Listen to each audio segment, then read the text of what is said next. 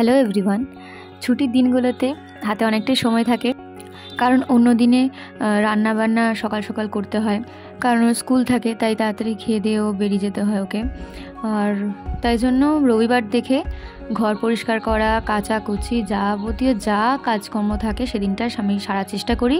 আর আমার বর আর আমার শাশুড়ি মা একটু রান্নার দিকটা দেখেন উনি, কারণ ওনারা যদি রান্নার দিকটা দেখেন তাহলে আমি এই দিকটা পরিষ্কার পরিচ্ছন্ন করতে আমার সুবিধা হয়। আমার রবিবার, তাই খাওয়া দাওয়ার একটু অনিয়ম থাকেই। তো চপ মুড়ি খেয়ে কাজে লেগে পড়লাম। সিঁড়ি পরিষ্কার করা, সিঁড়ি মোছা, তারপর বারান্দা পরিষ্কার করা, আরও বিভিন্ন রকমের কাজকর্ম সেদিন শুরু করে দিলাম।